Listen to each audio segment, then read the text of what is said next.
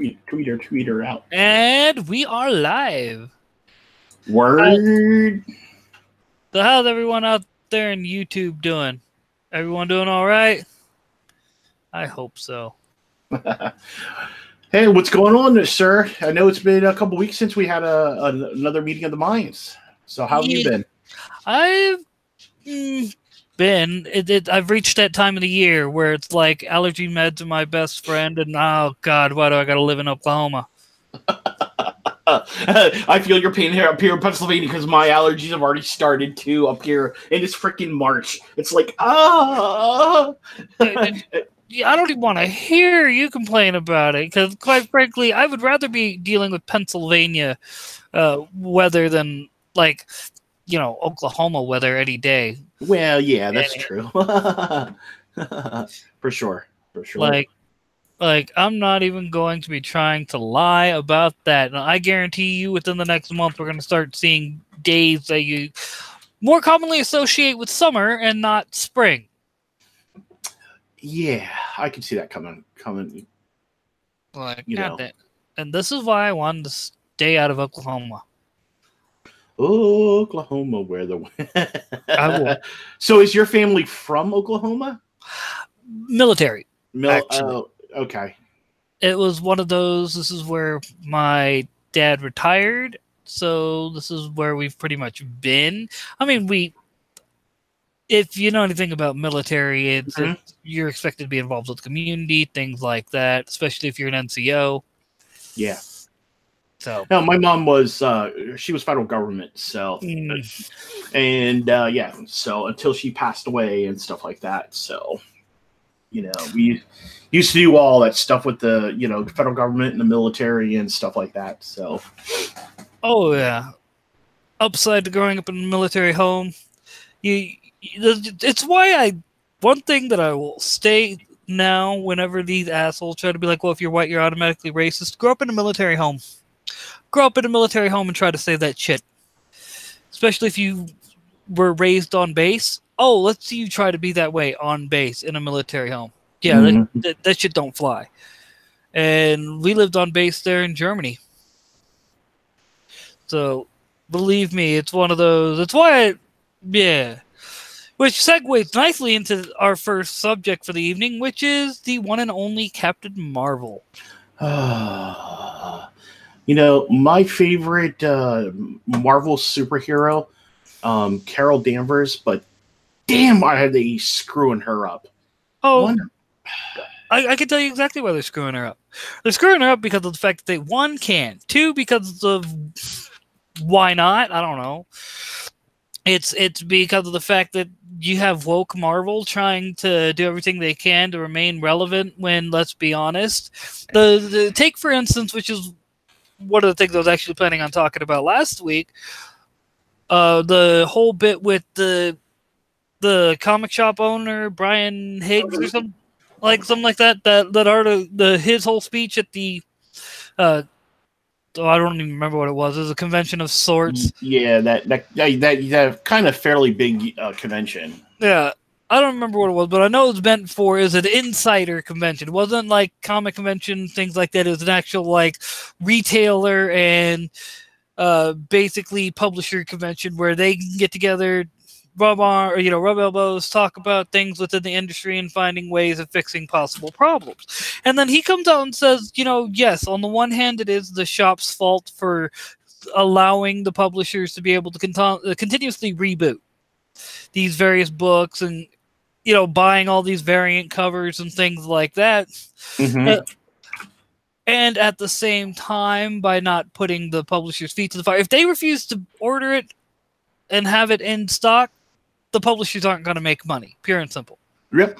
But at the same time, the publishers are at fault for constantly. How do I put it? The shops are only able to do so much by speaking with their wallet.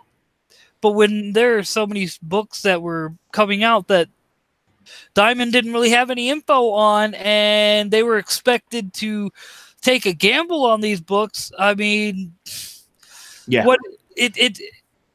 And then you have things like Captain Marvel, where you have basically Disney and Rotten Tomatoes, there's no other way to put it but colluding.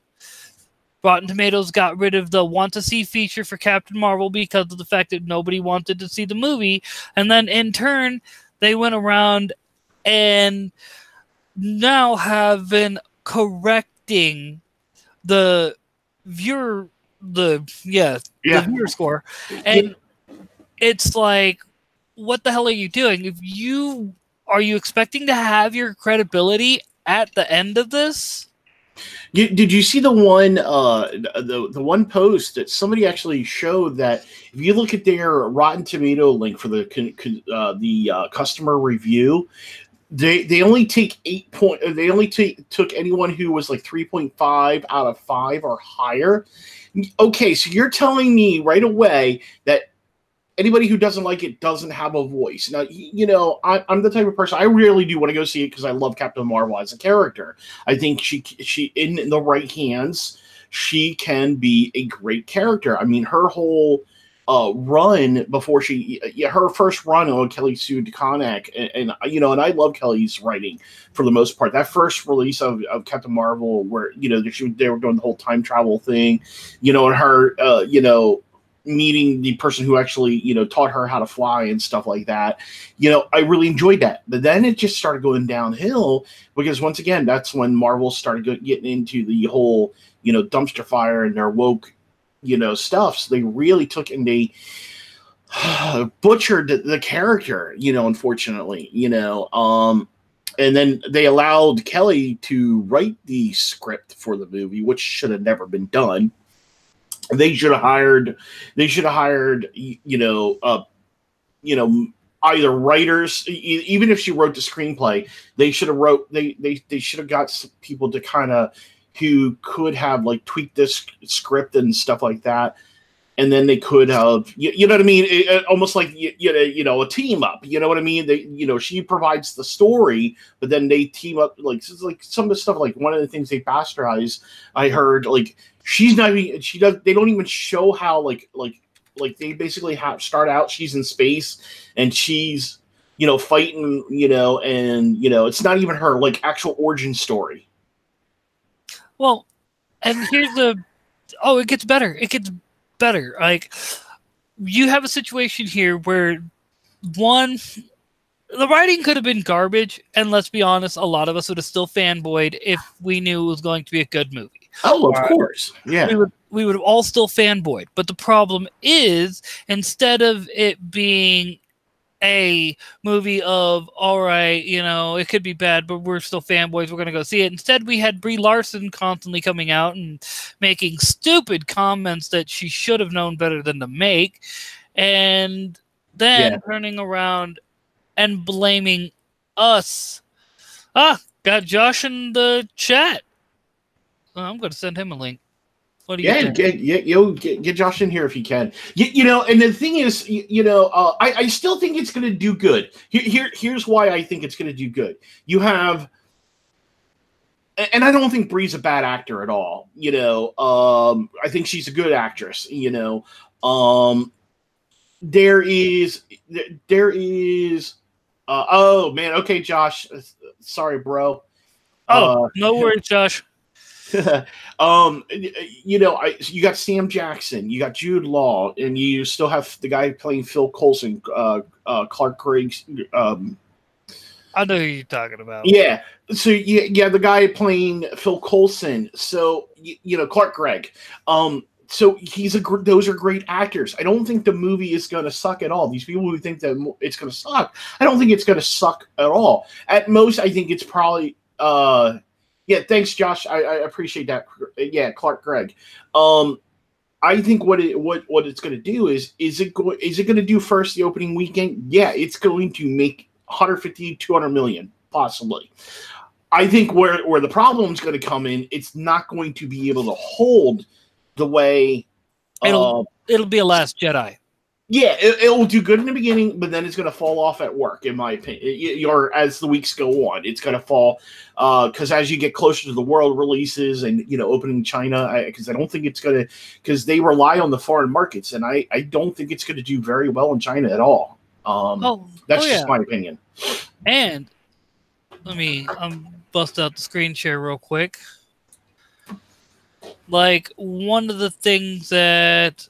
All right. So, one of the things I was pointing out, this is the original reviews from, Thursday. All right. You have 81% staying the same by the critics. We all have heard the Sci-Fi Wire bit and talking about how it's... Holy shit. They removed over 54,000 reviews. And the current, let me a second to What's up, Rumble?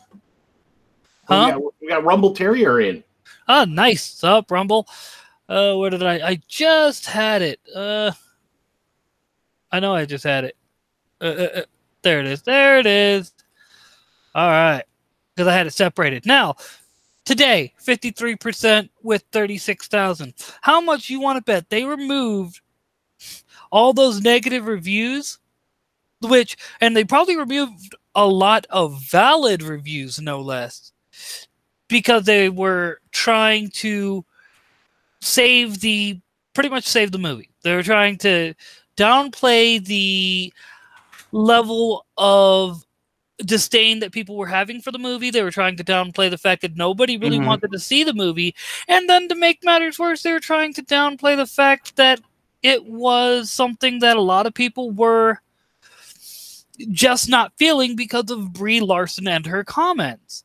And so when you have a situation like that, and then you turn around and try to more or less strong arm, like Rotten Tomatoes, from here on out, anyone who's tried to cite Rotten Tomatoes, this is going to be the counterpoint. Well, you can't trust Rotten Tomatoes because Disney got in there and decided that they were going to, you know what I mean? Yeah. So they're right now, they are projecting the pre-sales right now are about 75 to 85 million in China. Which, that's about close to what Civil War made, was 90 million. Like once again, most people nowadays are going to go see the movie in the first weekend. And I come back to, if a movie does not make a ton of money in the first weekend, it is going to be a fail. I don't think, honestly, though, you can't say, let's say it's $160 million. Okay. That's not a failure per se, an opening launch. What you have to look at is what's the drop off, so let's say they do $160 million this week. Well, next week, let's say they do $45 million. Well, then you have a problem. You know what I mean? Now I project probably next weekend they'll probably do close to about 100 million. So, but I don't see them making all the money they expect. No, they won't. And as much as they keep messing with it, that's why there's a possible rumor, don't know how true it is, about basically the cut of Endgame having two cuts. You have the Brie Larson cut, which would be pretty much the Captain Marvel cut, and the less Captain Marvel cut. It all depends on how this movie is received. And all these people who said, well, they don't want to see the movie, and then they're going out and see the movie, it's like, don't spend your money on a movie that's going to make Endgame worse. How you react to this movie will directly play into how Endgame it plays out. Yeah, I mean, the thing is, though, like I said, I'm not gonna discount the movie. I plan on going and seeing it. Is it like on the top of my list? No. I'm not a big fan of going to see movies opening weekend anymore. I mean, heck, I just saw Alita last weekend after it being out of a month, which, by the way, I got to say, 100% hands down, if you guys have not seen Alita, you've got to go see that movie. And this is coming from a guy who, and you know me, I am a huge fan of anime, and for me to sit there and say, and I was actually one of the ones who did not care for the original trailers and stuff like that. I'm really glad they did a lot of the fix-ups, and it does look like they fixed a lot of stuff up in CG. They made the eyes less uncanny valley, even though they're still there slightly. And I get that the fact that they're supposed to be that way. And but yeah, so honestly, like I said, I gave Alita a good solid B. I thought it was a great film. I enjoyed it. had a lot of fun. I liked that they did some liberties from the original manga. But in terms of bringing it back to Captain Marvel, I think I think part of the problem is I think people are judging the movie based on the fact that how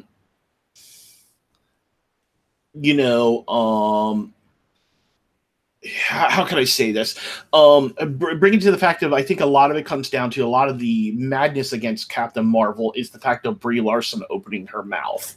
I think that's where the problem is, honestly, and the shitty original trailers that were done too. So I think if they would have done better trailers and they would have just shut her mouth and I get making this movie for women and stuff like that, and that's understandable. I completely agree. Women need to be. I like seeing women being more representative superheroes because we didn't have as many. Yes, we did have Black Widow, but I think we need more single. I want to see more I wanted to see Black Widow. I'd love to see a She-Hulk She-Hulk film and stuff like that. The problem is, people need to stop running their mouths. Just make the film, release it. I'm gonna have to push back on you here. All right. It's not, I'm not saying that Marvel doesn't have a wide variety of female characters to pull from that they can make movies out of. I agree with Tim Pool when he says that it should have been Black Widow who got her first solo movie, or got a solo movie before Captain Marvel. And I'm sorry, but at the same time, they're all sitting there going, "Oh, it's Black Panther all over again. Oh, we finally got a superhero that represents us when talking about Black Panther, even though you had Meteor Man, Blank Man, Blade, Hancock, Steel." You had a long list of, and that's just going off of actual characters. Like, you can even go back to Dolomite and a lot of the late 70s blaxploitation movies. Yeah, blaxploitation. I mean, you had Shaft alone. And Shaft, things like that. You had representation. You had characters that spoke to you. Why are you all of a sudden acting like Black Panther is this big, event, that cultural event and all that? And at the same time, look at how they handled Black Panther, the cast and everything. They weren't trying to exclude anybody. They weren't, whenever they were trying to be goaded into, saying, "Oh, well, we want this to be a black movie," what did they always say? "We want this to be everybody's movie. We want everyone to enjoy this movie." What did Brie Larson do? She did the exact opposite. And one, it's the same thing. There's been plenty of, female-led heroes in, female-led movies. Because Aliens, Terminator, Supergirl, the original 80s movies. You know what I mean? Not to mention Ultraviolet, the Resident Evil movies. I can continue on. Flux. Flux. There's so many different... Yeah, but I think when you come down to it, I think you look. There's a difference between a hero and a superhero. Okay, so I consider I'm not taking anything away from those films because I think I think there is enough representation in terms of that. But when I say superhero, I mean the superhero kind. But I do want to answer Gorgonite's Emissary question real quick. Yes, I believe James Cameron did break the live action curse. Let's hope somebody else starts taking it seriously. The problem is, I think, where the issue is coming back with Alita. A lot of people wrote it off because it's an anime. It's not a very well-known project. So I think that's the hurt that's going to happen there, is because this was kind of more of a love project versus like a wide release project. And and may I say, Ghost in the Shell was actually a really good movie. The only reason why that movie didn't do good is because you have a bunch of faux fans who don't know the first thing about the manga, who said the creator of the manga was wrong when he said no. I think it's Eiko, I think was her name, in Ghost in the Shell. What do you mean? Ghost in the Shell movie. Like the Ghost in the Shell movie would have had the SJWs not come after it for quote unquote whitewashing. Oh yeah, because you had because Well, that was the whole reason why they changed the subtext of the film. You know, the whole plot of the film was and this is why they did what they did was, you know, her originally she was Japanese, but they put her in a human or a white female body.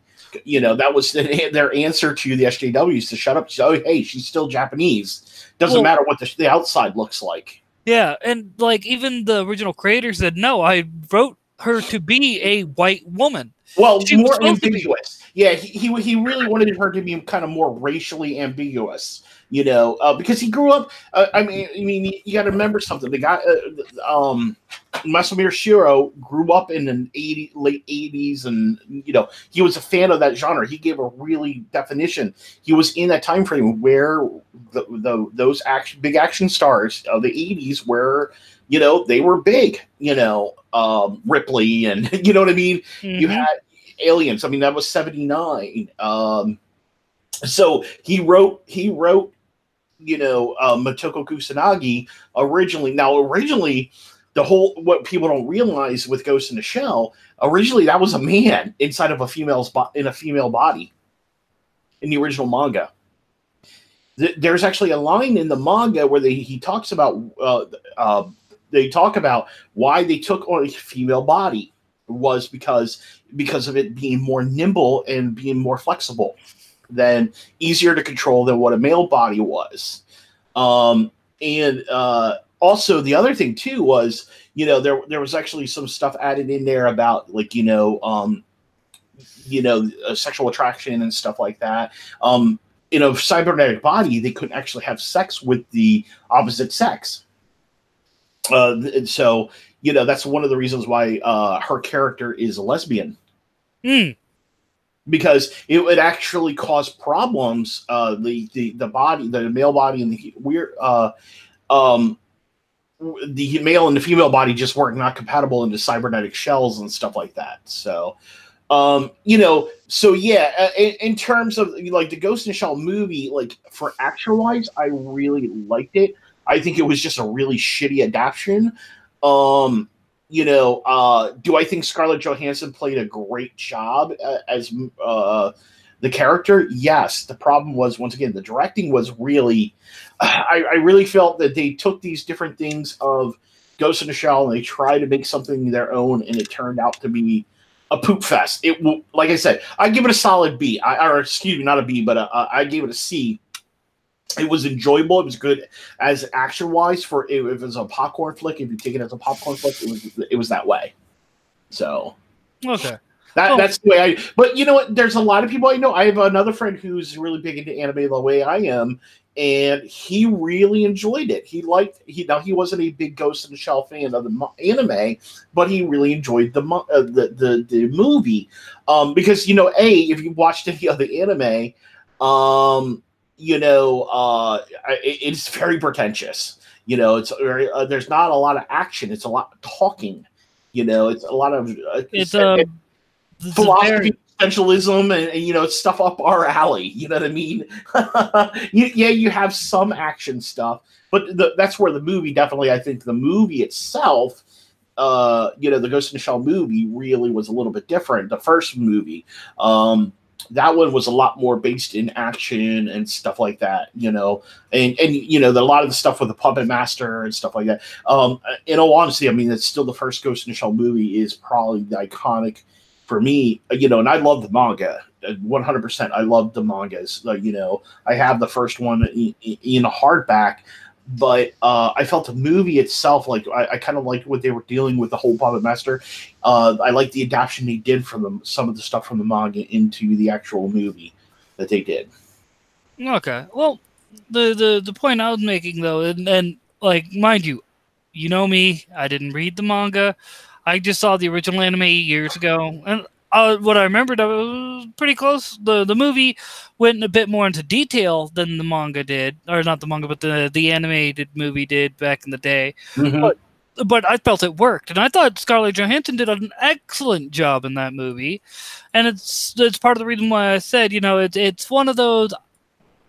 I was mainly disappointed because that it didn't do as well as it should have, because of the fact that I do feel like the SJWs rolled up, said, Doesn't matter what the creator says. Doesn't matter what everyone who's a fan of the original series says. You're all a bunch of racists because you like this, and it's like, you know, and it's really become my, I guess you could say, battle cry when it comes to my comic. I think that 100%. I mean, I will agree with you on that. I think 100%. I think that film that hurt the film 100%.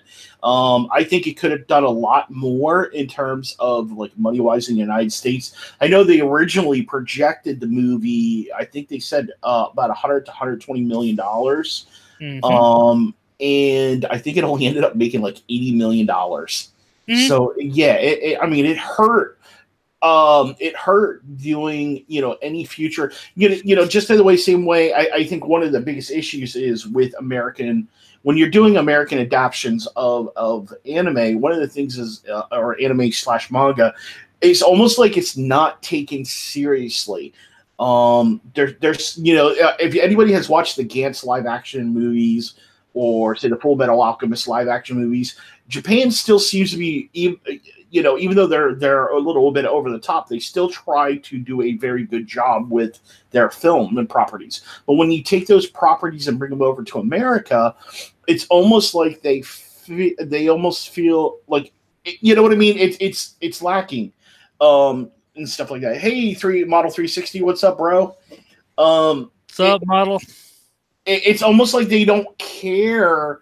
They don't care. There's not, you know what I mean? It'd be completely different. Like if they were working on a Superman or Batman film, they just don't care, in my opinion. Well, and this is why I said it's a good thing. Like one of the things that I've been really, I guess you could say, working on.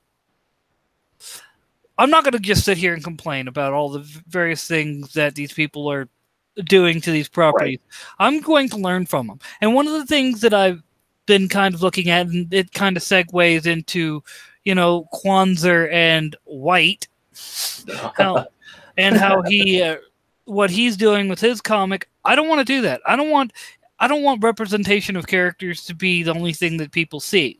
Yeah. What I want is to have characters that are nuanced, that are interesting, that draws people in. And I've been watching some videos on how to basically become a better writer. And one of the things that I've come across is the South Park guys have a but therefore rule instead of and then. All right? So you have an action. All right? Let's take the Ungroundable episode of South Park just because I love that episode. All right? Synopsis: a Hot Topic opens up in the mall there in South Park. Kids start dressing like vamps and this, that, and the other because it was at the height of the Twilight fame. And Butters basically joined the kid vampire cult and things like that. And the B plot is the goths trying to differentiate themselves from the vamp kids. All right? So it starts out, Hot Topic opens up. Therefore, you start seeing a lot of kids dressing in black. But this also causes Butters to become scared because of the fact that he thinks they're real vampires. Therefore, when he goes to the other kids, they tell Butters to... You see the point? Yeah. And this is just within the first few minutes of the episode. Every action has to have a cause, a reaction. It's not just and then. So, like, and that's really what I see a lot. Like, for instance, Black. Even though I didn't read it, I heard it was pretty much, it was your standard and then writing. It wasn't, there was no but, therefore, there was no actual prolonged thought into why these characters were doing the things that they're doing. And because of that, I think that, like, Kwanzaa could have wrote a book that could have been a really nuanced and intelligent look at cultural and race issues within this country, historically and so on and so forth. But instead what he decided to do was to take the, what I refer to as the lazy man's route, and just do exactly that. He just said, okay, black people have power. And then, because they were already slaves and this, that, and the other, they're also persecuted for this. And then you're going to have white people that are mad because only black people have superpowers, so they're going to start doing, creating task forces to go after these superpowered individuals. And then and I think I've pretty much summed up Black. Like I said, I haven't read it. I couldn't tell you for sure. I don't support people who are race baiters, pure and simple. Yeah. I mean, I would give it a chance, like just to read it. That's where I would. That's what I would want to do. I would at least want to look at it and give it an opinion. Just to give it an opinion completely. So. All right. So, what CWC? They look at the anime's Japanese character where is a sentient tumor. I saw that, but they still say she's Japanese. I shit you not. Well, yeah, she and actually, if you read her origin story on Mars and stuff like that, they don't mention her being Japanese at all. Because I've actually read her Mars Chronicles, because that's basically the origin of how she becomes Alita. She gets the cybernetic body and everything. So I had the first four volumes, and yeah, they don't reference. It's almost like it's almost like in many ways there's sometimes to do the Japanese being from America and I mean, Japan is very xenophobic. If you go to their culture, they can be very xenophobic at times. Because they're a very homogenous race. Mm-hmm. But at the same point, when it comes to their medium, they don't have outward. I don't really know. They have more stereotypes. Not blatant racism and stuff like that. They have very stereotypes, because if you look at their white Americans on how they actually draw white Americans, they're very loud. Give me an example. Ayuri Aoshi. Tina Foster is portrayed as the typical American, very loud, very boisterous, and stuff like that.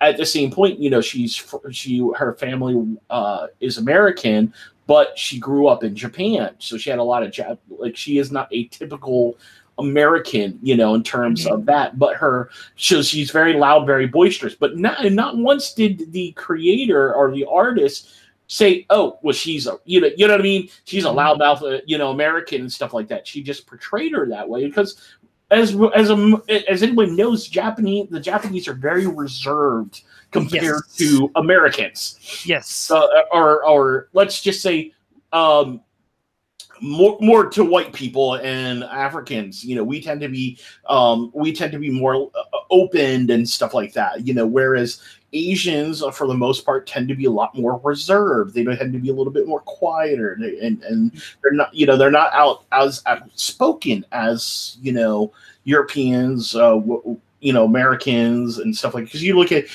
So anyhow, there is I think it's more stereotypes in Japanese versus being blatant racism, like the way it is. I think Quasar's, from what I've seen of his projects and stuff like that, and looking at White, it is blatant racism, coming from him. But what do you expect? I mean, I've talked with the guy. The guy's very intelligent. It's a shame to see him going down that path. I don't know what his life experiences were that he has to be like that. Well, I'm sorry, but there's no amount of life experiences in my book that should, I guess you could say, that should allow someone to view other. Okay, the whole goal was for us to move past seeing skin color and to see the character of the person. Mm-hmm. Now, all of a sudden, people like Quasar are trying to throw that out the window and say, oh, no, it's your skin color that matters if you want to talk about these issues. And it's like I've pointed out to these ideologues before, and they don't like it when I point this out because it completely destroys their victimhood narrative. What the hell did I laugh. What the hell did both Malcolm X and Martin Luther King died for. I mean, seriously, what was the '60s all about? Was all about, oh my God. Oh no, I get it. My brain hurts. And that's why I point out to these individuals when they try to sit there and say, "Oh, you can't be racist. You need power plus privilege," and they hate this rebuttal. All right, they have power, they have privilege. They just don't see it for one simple fact. It's aimed at, like, their power comes from being able to label people without facts. Prime example, the Sean King, because Gorgonite Emissary decided to mention that he's supposedly like a quarter black, maybe even less, right? No, he's not even black at all. I know, that's why I said supposedly. Yeah. Supposedly. But at the same time, so he gets to be able to talk about these things, but you and I, because we're white, we don't. Well, here's where the power plus privilege bit comes in. He, being a quote-unquote person in color, prime example, what happened on the murder that happened in Dallas on December 30th when they thought it was a white guy that did it. He got everyone all up in arms and whatnot. Yeah. Oh, that guy was a racist, this, that, and the other. That's power. Yeah. Didn't need proof. Didn't need any of that. All he had to do was get his followers to be able to go after that guy. And the lack of proof is where he has privilege. Because you can destroy someone's entire livelihood by just making an unfounded accusation and not have to offer any proof, even if you're wrong, and even if, that person is in the end vindicated publicly, you're fine. You're safe. Well, yeah, because it's a court of, and this is what I don't get, is how this still baffles me. It's like, how is he still able, how does the black community even listen to Sean King? They know he's white, but why do they still listen to him? I mean, they've already effectively destroyed Rachel Dolezal, but yet Sean King is still regarded. Well, see, it's simple. He's still around and able to do it. He says, and so is Rachel Dolezal. Don't let. They did that. Was very quickly swept under the rug. Don't act like it wasn't. That was very quickly swept under the rug. She even got her own reality TV show on Netflix. True. Yeah. So don't act like she didn't benefit from that. No, it's these individuals have right think. They have because it's. We respect the struggle, we respect the grind, and this, that, and the other. And instead of actually going into the nuance of the situation, that has there been racists in this country? I'd be lying if I said there wasn't. But I'm sorry, but right now in the year 2019, it's a hell of a lot better to be black in this country than it is to be white in a lot of situations. Why? Because you as a black person can say, oh, that person was a racist.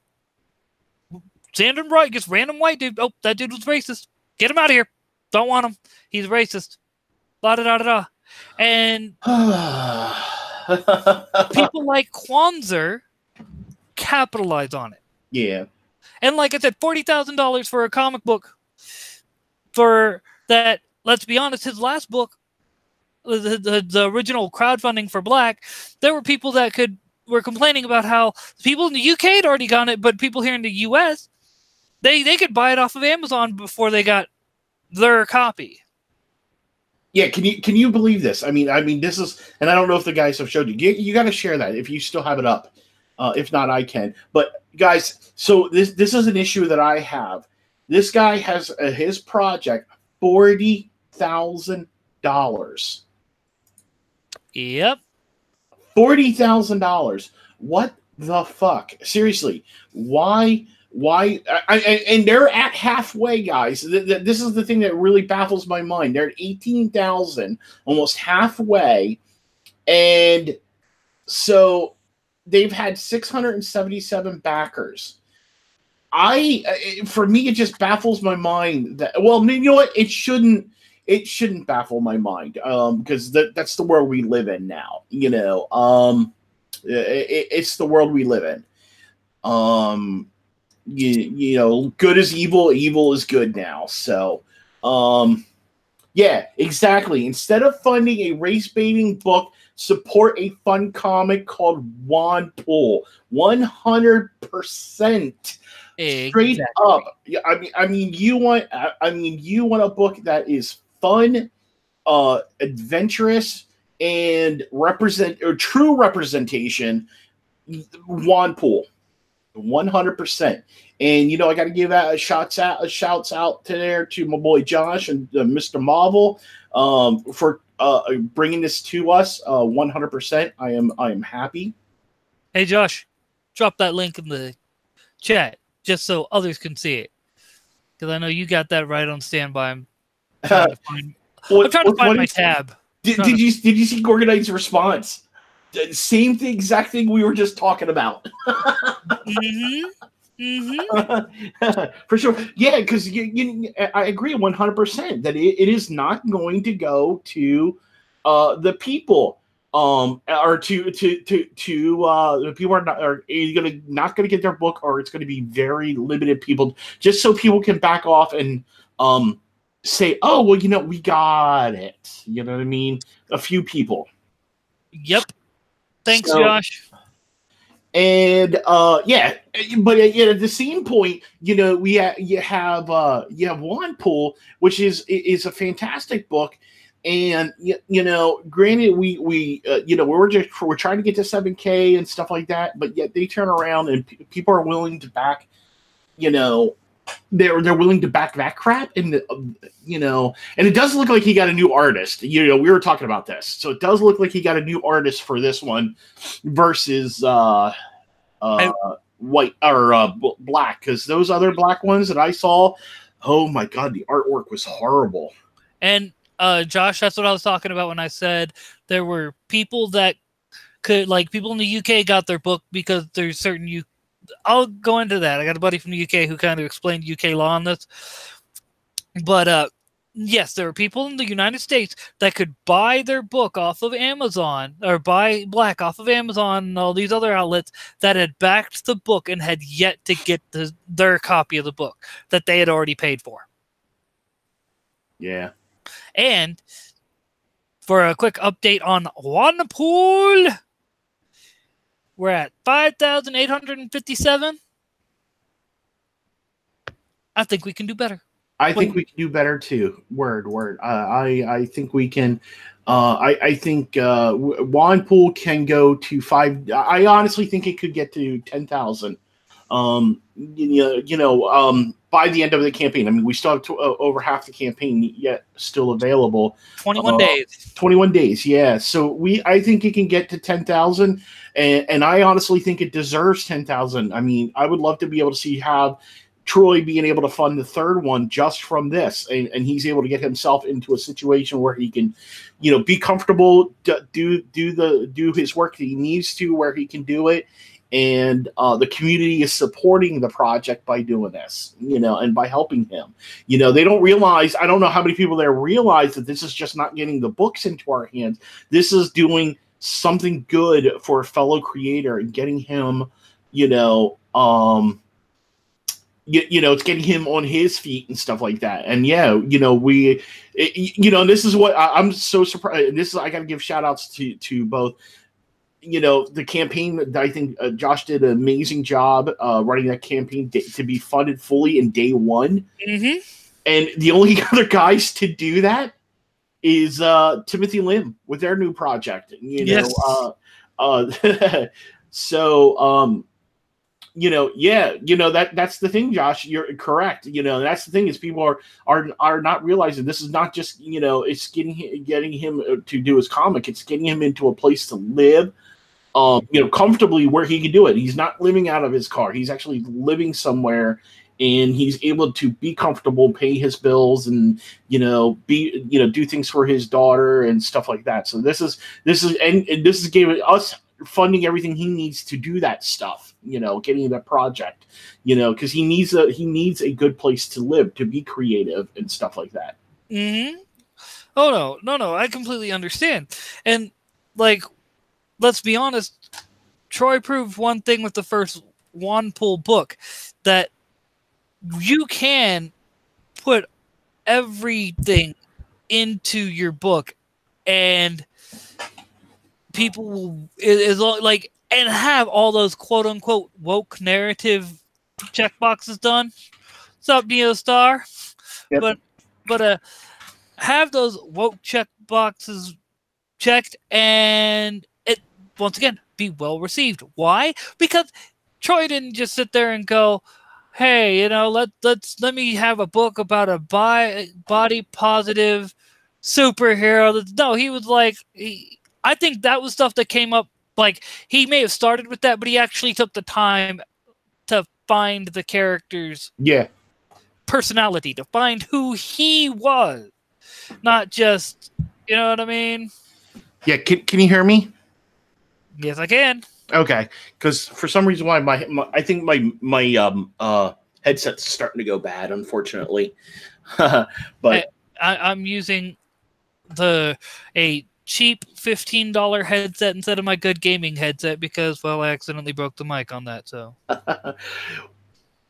Yeah, Neo, as always, yes, pleasure to see you. So, yeah, you know, and that's the thing is, you know, with Wanpool, you know, hashtag gay for Robbie, you know, and I'm a conservative Christian, and I'd say, and he's actually done a very good job with the representation and you know, treating LBGT with respect that I actually enjoy, and you know, I like the characters, you know, they feel natural, you know, to me, they're sexual orientation doesn't bother me at all. You know what I mean? It's something that's not being forced down my throat. I look at these characters, I'm like, okay, I can see that. I'm acceptable of that. It's fine. Well, yeah, but it's because they're not shoving it down your throat. It's not like you're not getting that head bob like what Brie Larson did when she was talking about A Wrinkle in Time. It's not made for you. That whole part, yeah, because that's why they all do that. Well, this character wasn't made for you. Yeah, exactly. Well, this character wasn't made for anybody. What are you talking about? Most of these characters, it's like I was mentioning before the stream when we were talking about Into the Spider-Verse and everything, which is a prime example of a woke character that I did not like. All right, I did not like Miles Morales. I will stand by. He was nothing but palette swap Ben Reilly. That's all he was. He was Peter Parker that was black and with an Asian Asian friend. All right, that's all he was. Mm-hmm.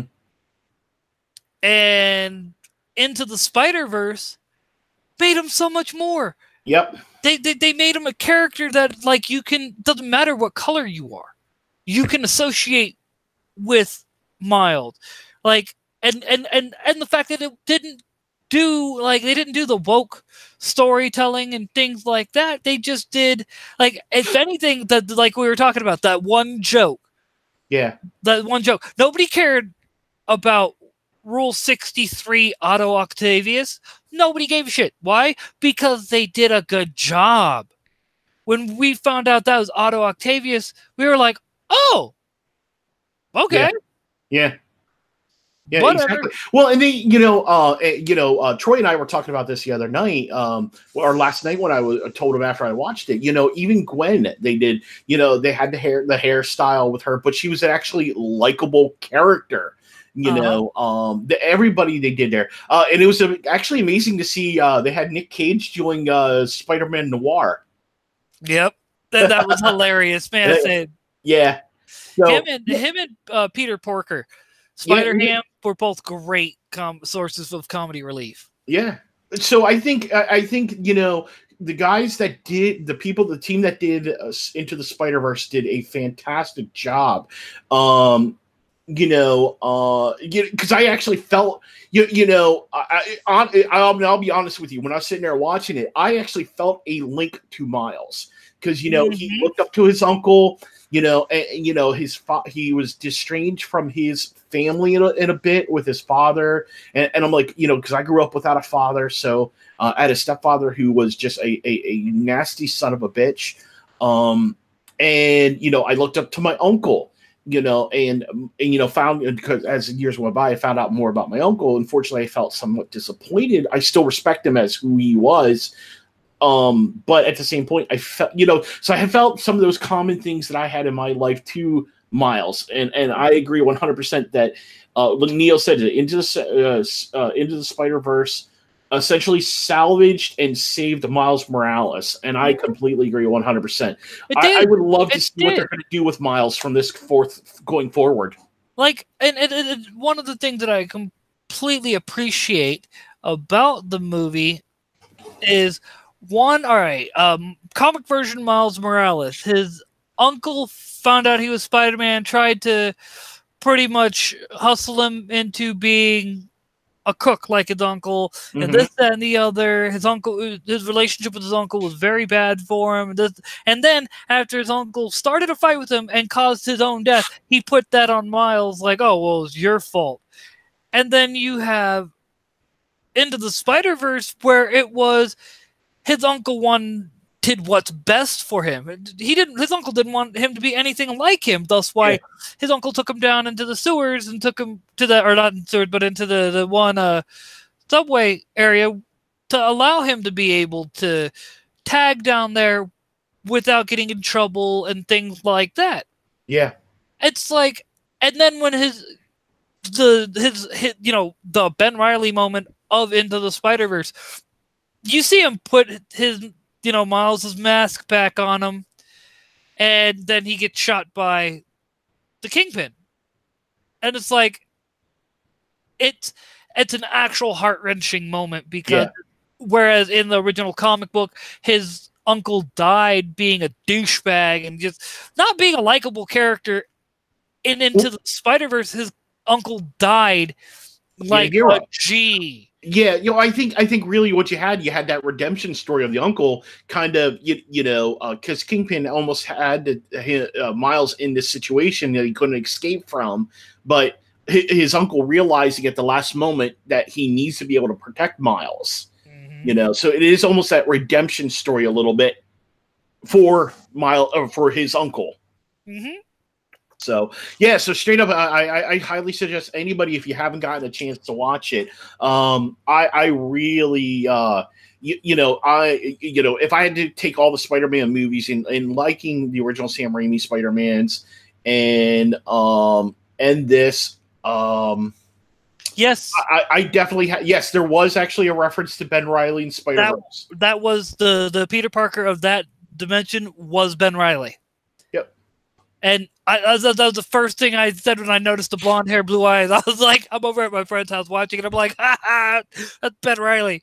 Yeah, that's how they were able to, do the different, the different references and stuff like that. So, even though he went by the name of Peter Parker, it was still the Ben Reilly character, with the blonde hair, blue eyes, and stuff like that. So, and may I say, that couldn't have happened to a nicer guy. I'm showing my hatred of Ben Reilly. I know I am, but I can't stand Ben Reilly. He was such a shitty character. Well, that whole Clone Arc saga just really was a shitty time in Marvel too, for the most part. Even though I will say that getting the Scarlet Spider, because I really like the Scarlet Spider character, he should have stayed that. Yeah. Had he stayed Scarlet Spider, none of us would have had a problem with him. But they tried to shove him down our throat as Spider-Man. It's like, no, we could handle Scarlet Spider. We could handle that. None of us would have a problem. Hell, Miles Morales could have picked up the Scarlet Spider mantle, and none of us would have cared. We would have been like, oh, finally somebody, who's not Ben Reilly rocking that. And to me, it boils back to Bendis. Once again, it boils back to Bendis not knowing what the hell he's doing. Yeah. It's not just what he's doing to Superman now. It's what he's constantly done. Riri Williams could have been a character that everyone liked, could have been a character that everyone was looking forward to coming out and this, that, and the other. And then Bendis, like always, I don't know the first thing about comic books, even though I'm a comic book writer. I don't know my fan base, even though I've been fucking writing comics since back in the day. I can make a good Halo comic, which is the whole reason why the Halo comic is actually on my wall. He can do that right, but he can't do a freaking comic book Right. Like, he killed Peter Parker, created Miles Morales, and I remember back in the day, like, which is another thing that Into the Spider-Verse fixed. All right. One of my complaints, I said, when they made Miles Morales the de facto Spider-Man from that point on, right? One of the things I said is, not that I have a problem with Spider-Man being someone other than Peter Parker, it's the fact that they have to pass the mantle. Yeah. And then he was like, well, but Spider-Man didn't have someone teaching him what to do and so on and so forth. Yeah, because he was the original person wearing that costume. It's like y'all have heard me time and again state, you cannot take legacy characters, you can't take characters who are not legacy characters and treat them like legacy characters. And when we are perfectly fine with the passing of the mantle, i.e., Sam Wilson with Captain America, a perfectly reasonable passing of the mantle that no one cared about. All right, everyone was like, "Well, he's been Cap's protege for fuck all since ever." Yeah, and so who cares? We could. We don't mind. And then you turn around and turn it into, this is not what we asked for. You made Woke Wilson.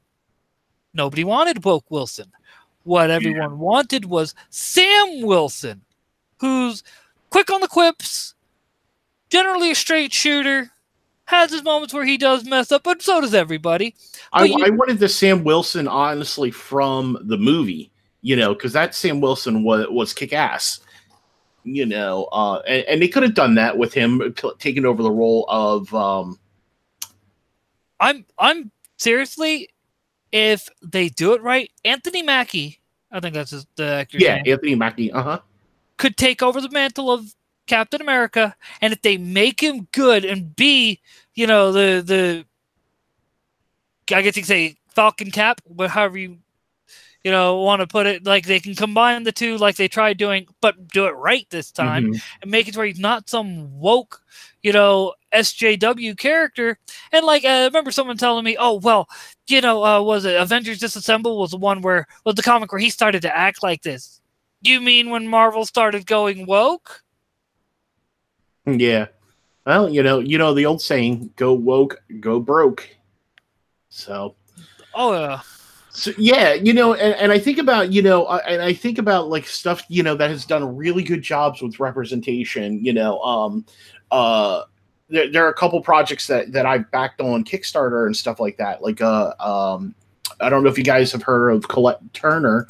She's doing a project with John Fleming, and the project is called Badassical, and it's about female heroes leading a team, and it's been pretty good. There's another series I backed called Super.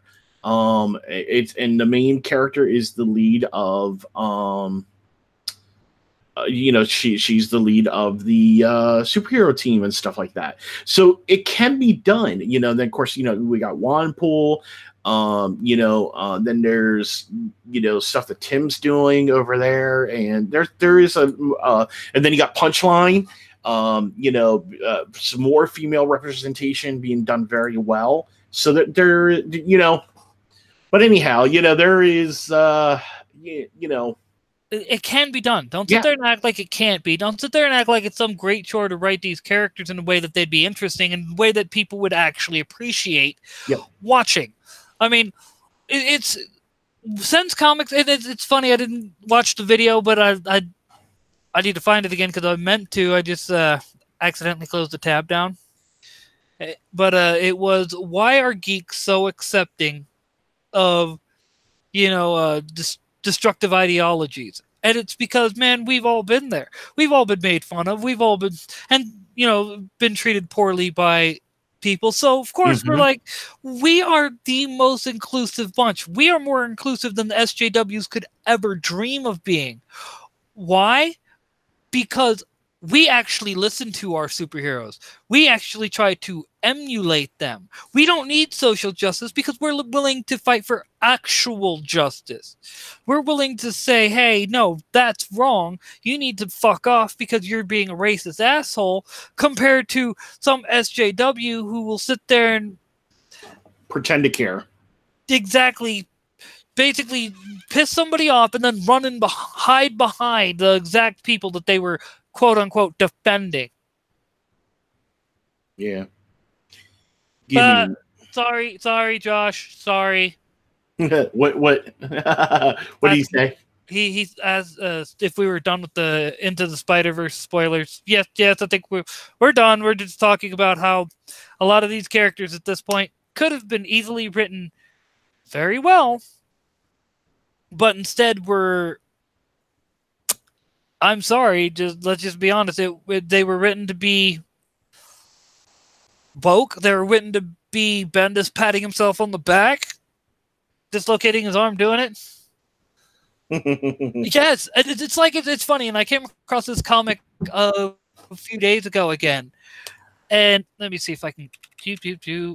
I've been being good about saving my comics I want to hold on to and keep up front on my desktop, which I did not this time. Though I do love this one. I do love this one. Give me a sec. I'll screen share it once I get the screen shared back up. But it was basically the two little girls sitting there. They were talking about, the one's talking about characters in her comic that she's working on. She's like, this one's gay, this one's bi, this one's trans, and this, that, and the other. And then her friend goes, what are their personalities like? And the girl goes, they're what? It's like, yeah, no. Yeah. And may I say, I still love this meme.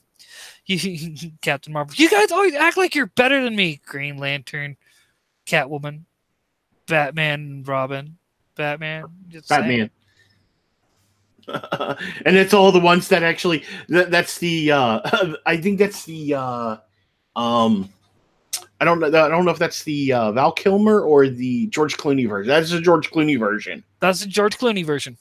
And they're every single movies that were like the worst movies. Oh yeah. Oh no. That's funny. And it's sad because it's true. The movies are like, and it's sad that that it's come to that. Let's see. It's almost like SJWs are deathly allergic to effort when making their progressive works.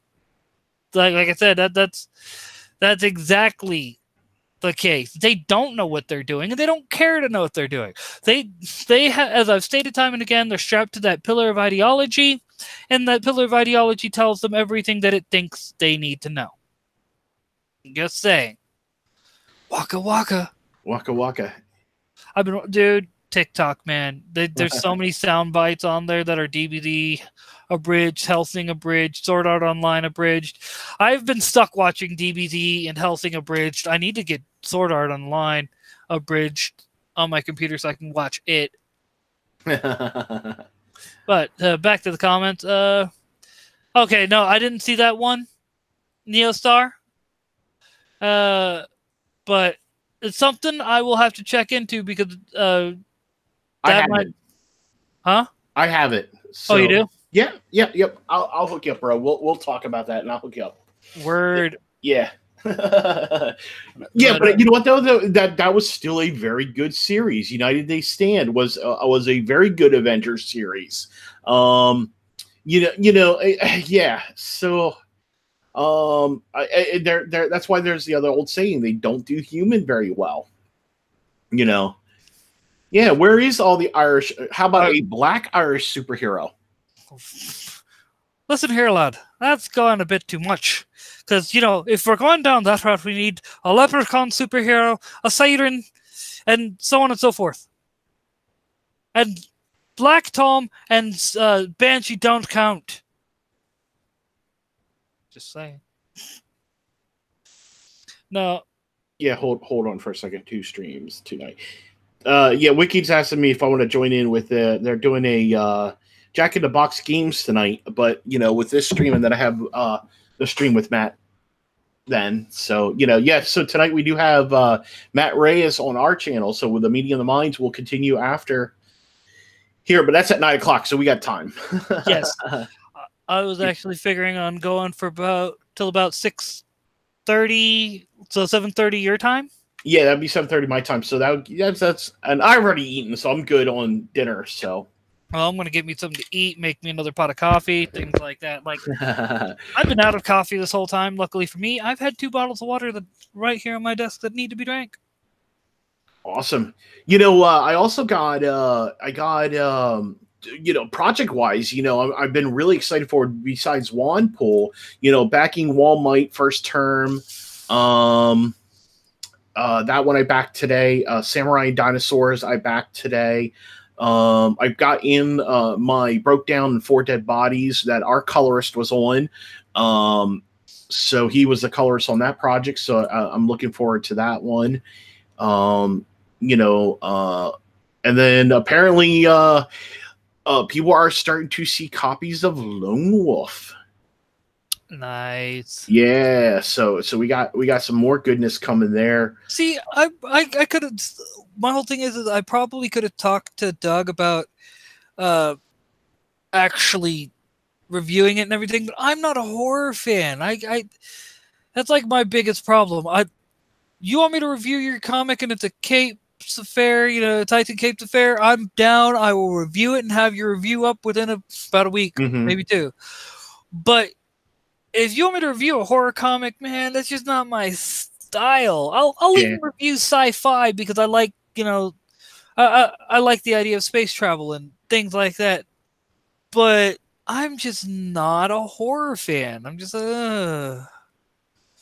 But if you're into horror, now is definitely the time because so many of the current indies that are coming out are horror books. Yeah, I mean, there is a lot. You got Tales from the Stack. You have Tales from. You got John. Oh God, my brain! I hate that. Tales from the Stack. Let me go here, look here. I think you're talking about John Dillard's book, right? Yeah. There's Conflict.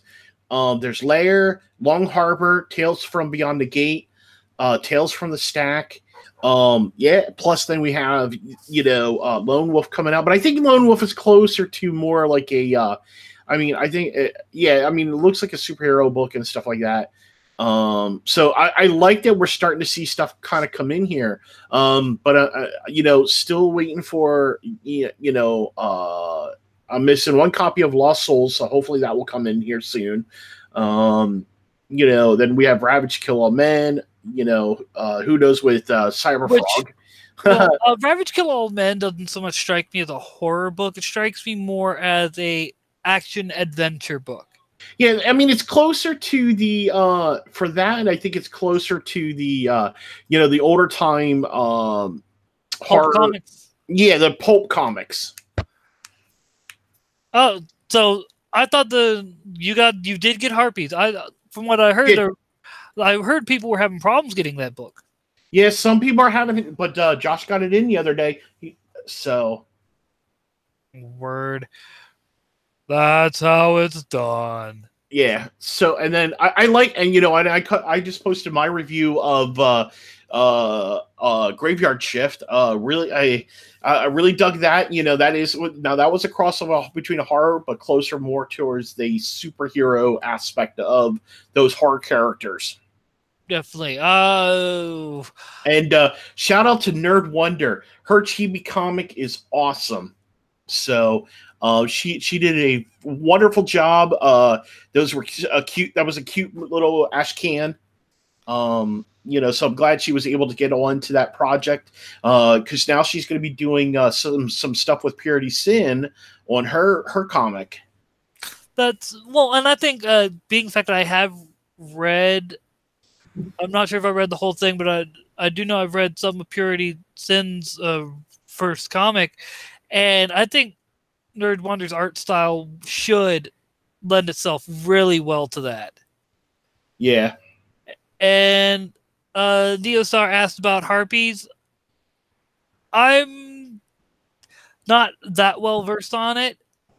It was one that kind of slipped by me. I heard about it after the fact. I think it's supposed to be like a World War II comic about the... Thank you, Gorgonite. Thank you. Gorgonite is on it. Yeah. All right. He is on that shit. Right? Yeah. Yeah, so I like that we're starting to see stuff come in. Oh, but Chuck, don't you know?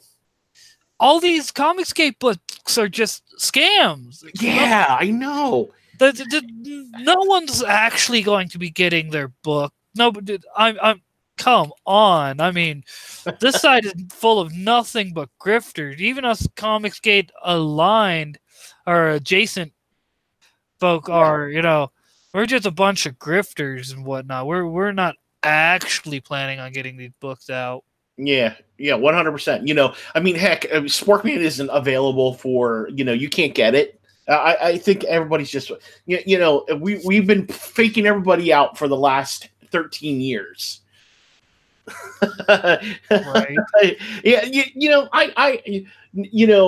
minus a couple other ones, I knew the fact that John was going to get his project out, and Tim, I have no doubts that, we'll get Ravage. I know there was some issues with that Ravage Kill All Men, so I'm okay. And Ben's been very forth about what's been going on, so I'm okay with the delay there. I know this month we're supposed to Red Rooster's supposed to ship, but that probably might be running a little behind because of some things going on with Mitch. Who knows where that's going to be at? I don't care as long as the creators are keeping people up to date. Oh yeah, and let's be honest. Mitch is doing, if I remember right, Mitch is one-stop shop as well and doing that book entirely himself. Him and his wife. So it's one of those. I'm not going to fault him for having that book take a while. Yeah.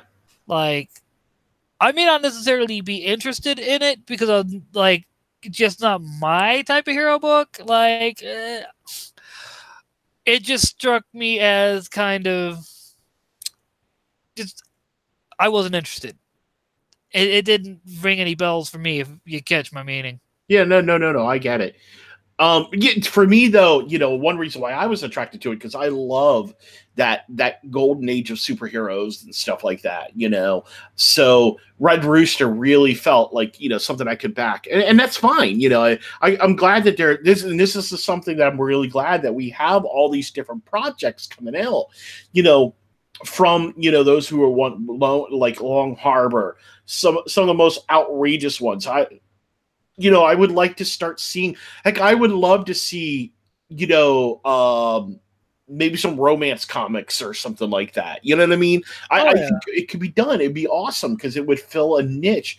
The whole point of us doing these things and doing indie comics and is to create those things that Marvel or DC Image or whoever don't want to create, and that's what it's there for.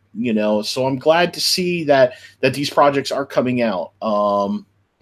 Gorgonite Long Harbor does look really good. I just my only concern is the pricing.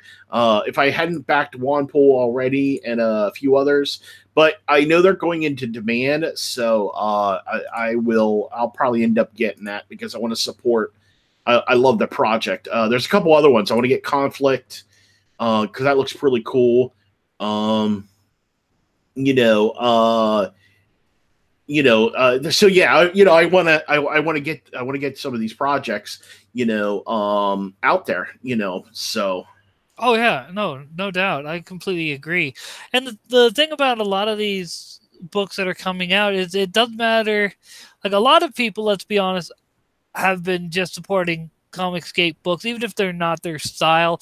They've just been supporting them to help the community, to prove that, just because the major publishing companies don't know what the hell they're doing anymore doesn't mean there are not people out there who actually are like, you know what I mean? Yeah.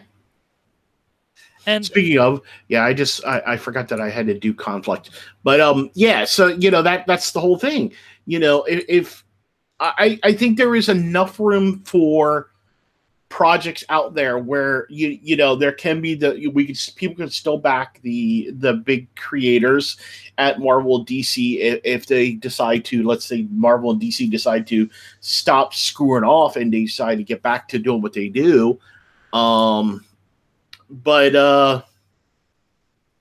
We'll see where it goes. That's if Marvel doesn't close down. It's Marvel, or not Marvel, but Disney doesn't close Marvel down because of the fact that Marvel's not making them money, and they're like, oh well, we'll just farm them out. And to me, it wouldn't. I'm not saying that there are not people in the industry that are not willing to work with Marvel and Disney. Yes, they may not be making money at first, and it may take them a little while before they are starting to make money off of these books.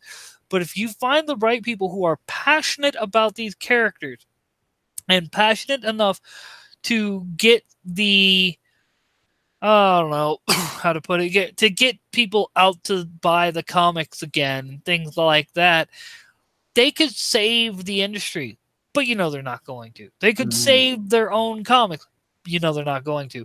Why?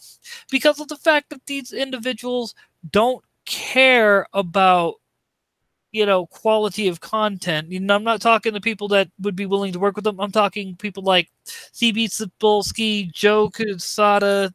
They don't care. Joe Quesada made his money. Let's be honest. Let's not slant Joe Quesada in any other way. He doesn't care because he's made his money. He's made his fame. He could fuck off and retire off of just royalties from people buying the graphic novels of his books. Let's just be honest. All right? But CB Cebulski, he's just an ideologue. He doesn't have that net. And a lot of the people that are on these various books, they don't have that safety net because of the fact that instead of them actually, having the opportunity and being able to build their name, they, instead of going, it's like I heard a lot of people like Aaron Sparrow, I believe, commented about how, yes, I understand this is art, but this is commercial art. It's meant to be prepackaged for the masses. It's not you're some artist in your art studio trying to be the next Andy Warhol. No, you're trying to be the next, as bad as it sounds, and I know he's not liked by the community, but he's a prime example. You're trying to be the next Rob Liefeld, the next Todd McFarlane, the next Peter Samedi in a lot of cases, Stan Lee, things like that. These are the people you're trying to be like. You're not trying to be like Andy Warhol. And if you're trying to be like Andy Warhol, then you're not going to go far in a commercial setting. Yeah. And so these writers have damaged not just their brand, but the brand of the companies that could have given them the audience to allow them to be able to move on and become the next, big artiste and things like that, because they had the money coming in from royalties and things like that because people liked their books. Bendis is a horrible writer, but he's created characters that have made him money. That's where he was at least smart. Yep. He got out while the getting was good. He just now moves from between Disney and Marvel, fucking up characters for his own amusement at this point. I swear that's what it is. But all right, I'm he's like ran over. No, I get it, man. 100%. I'm just saying, don't bitch about the fact that your industry is dying. Don't bitch about the fact that nobody's buying your books when they were buying your books. That's the thing. They were. And you ran them off. Not me, not, anyone in chat, not anyone, amongst Comicsgate. We all, if anything, tried to help them. We tried to be like, hey, tone this down, do this better. And it's like, no, we're just going to be offended because you tried to mansplain these characters to us. Yes, because we're lifelong fans. Just, Yeah. Well, and that's the whole thing. I would love to be able to, I want Sporkman to grow, and I know you want your project to grow, and that's the thing is, it's going to take time, so. It does. I mean, and like, prime example, you have, best way to put it, I've tossed my comic to Gorgonite. I've tossed my comic to Avid. They have their bits where, like, Gorgonite, he's basically reworded some of the things that my main character said and wrote it to be better. You know what I mean? Mm-hmm. Like, when people do that, don't get mad. Take the advice. They are just trying to help. If they weren't saying anything to you, they were just letting you continue down their path, of self-destruction and ruining characters that are pre-established being a certain way, then you're not going to go anywhere. And that's the big problem. These individuals refuse to take that advice. Yeah. All these writers in mainstream entertainment thinking they are Tolkien when they're just yes. Oh my God, yes, they are all Stephanie Meyer. Stephanie Meyer. Fuck 'em. We were all happy when the final Twilight movie came out and that fucking craze died. If we could have sped up the process, we would have. Well, same thing with True Blood and all those other ones, True Blood, the only reason why, let's be honest, the only reason why a lot of us kind of didn't come down as hard on True Blood as we would have Anna Paquin. Let's just be honest. We had Rogue on the show, and we were softballing the show because she did a fairly decent Rogue. Yeah, see, I never watched True Blood, or neither did I, but we weren't ragging on it the way we ragged on Twilight, and none of us watched that either. I'm just saying. For sure. All right. So yeah, that it's interesting to see where things are going right now with comics, and what's going to happen. So, I'm excited for what we're doing here in the comics community, in the indie comics community, and that's both in the Comicsgate and non-Comicsgate side. I think there's a lot of great projects that are coming out. Oh, I believe it. Like, sorry, I'm trying to read chat too. No, that's okay. But apparently Josh watched all of them so he could make fun of them. And when people said, "Did you even watch them?" Yeah. How don't you think I know how to make the jokes to make fun of them? Just saying. Waka waka. But at least I can say 100% I did not watch Twilight or True Blood. I didn't watch either. It's one of those. How to put it? It's okay. It's something I noticed. All right. Everyone got into the big vampire craze and whatnot. And I'm over here like, oh, the Underworld movies were good. Why do we need? Why not just get more Underworld movies? We don't need glitter pyres. We don't need, especially don't need a series that's basically Twilight Light. Let's just be honest. But the Underworld movies were badass. Oh yeah, all I gotta say is Kate Beckinsale. Mm-hmm. Yum. But then you have the whole whatchamacallit, the zombie, I guess you could say would be the best way to put it, the rise of the zombies.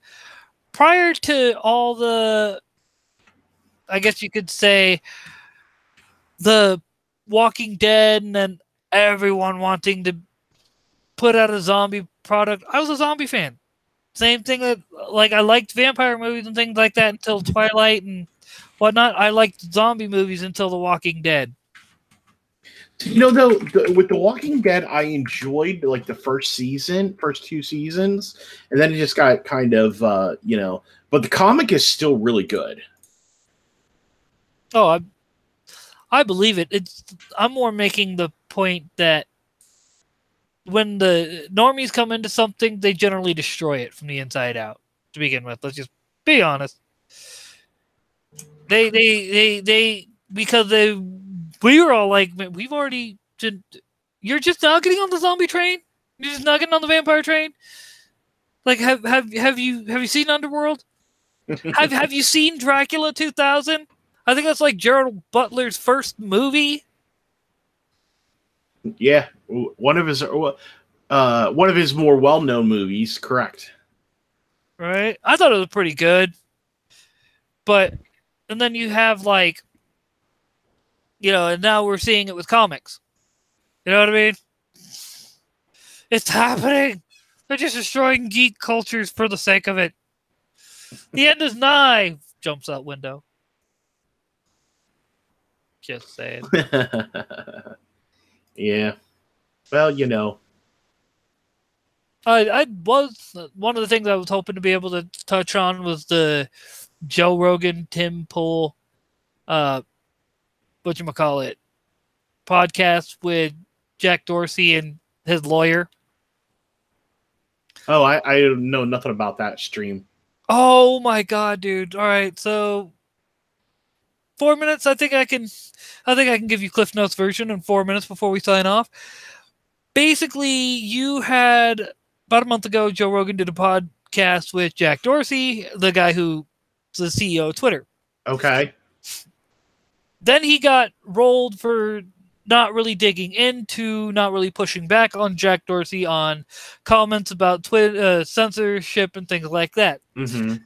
Well, he has within, I think, like a week later, Tim Pool on. Tim Pool sets him straight, and they talk about that for a bit. If you haven't watched the initial podcast of Tim Pool, you should. It was a great watch. And then you had the podcast earlier this week.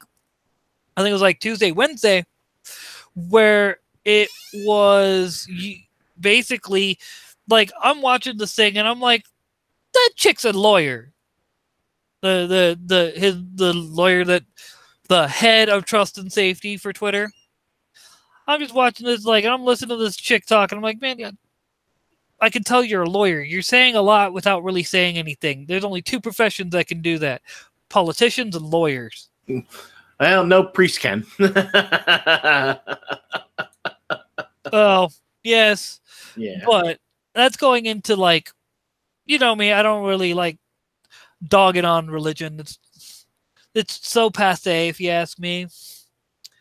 But no, and then you have the fact that during this podcast, Tim Pool would try to touch on the subject, and you'd see her wiggle out of answering it, or she'd be like, that's not true, or, well, within our how do they put it, behavior patterns or context and things like that, and well, we make a lot of mistakes, and my personal favorite, thank you for your feedback, Tim.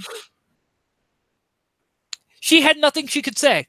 And she knew she had nothing she could say. All she could say was, thank you for the feedback, Tim, which is basically her deflecting, saying, I want to stop talking about this because there's nothing I can say. You know what I mean? So she had to go with the, thank you for your feedback. We'll take that into account. And, it's funny because you could tell they were prepared for, talking about Milo Yiannopoulos and Alex Jones, but everything else that he came to them with, they were not ready for. Mm-hmm. And it was pretty much 3.5 hours of Tim trying to get these individuals to just admit, hey, we're biased. Oh, well, we do have a lot of areas that are within heavy liberal areas, so what you're saying is you're biased. No. Whatever. It makes me want to beat my head against a wall. Yeah, for sure. What are you doing? Beating my head against a brick wall, Kami. Beating my head against a brick wall. Why are you doing that? Because you're that freaking annoying. God, why couldn't I have been the one sent to Earth? Just saying. But really, I expected you to have seen DBZ Abridged. Hello? Hmm? Oh, okay. For a Yeah, second, no. Yeah, you know what? I don't get a chance to watch Joe too much anymore. So, I understand that. That's one of the upsides of running a dual screen setup, dude. One of those. well, no, it's called work. We're going through a merger right now, so Oh yeah, work's been that's really right. busy. That's right. You did mention that. I apologize. No, I've been trying to find that comic I told you about with the two girls. I know it's on my computer somewhere. I just don't know where I put it. Mm. So, oh well. You I got think. Yes, yes. Rest in peace, Super Kami Guru. Dale, I know you're here. I can sense you. Don't make eye contact. I don't want him to know I'm here. But You need to at least see the new Alex Jones Joe Rogan video. It's fucking amazing. All right, I'll have to in my. I guess I'll have to play it tomorrow. right. But So while I'm all working right, on the campaign stuff, so definitely. But it is 6:31, so I will let you start with the closing pitches. all right, guys. Well, as you know, we are having our stream at 9 p.m. and basically it's just a reverse hosting. That would be Bob Jones joining me with the Meeting of the Minds Spork Edition. We will be talking with Matt Reyes about his company called Ideal Comics, and he's also running an Indiegogo for his first issue. So, yeah, so we got that at 9 p.m. Eastern Standard Time, so hopefully you guys will come there. Also, we will be relaunching our Indiegogo on March 29th. Hopefully, we can get, Bob here to do some reviews for the issues. Since, I know you do have the 3 digitals, right, for Japan? Yes, I do have them. I just Haven't gotten a chance. Yeah, like it's been, man. Well, a friend of mine is going through a lot and trying to her basically she's trying to get some things medically taken care of. And so I've been helping her and her husband out and whatnot. And it's, man, upside though. Hopefully her sister-in-law will be able to help me out with the job. Yeah, At the end cool. of Well, this. So, sounds awesome. So, and then, so we'll be March 29th. We'll be doing, the launch of the Sporkman Goes to Japan Indiegogo. We're having some cash changes.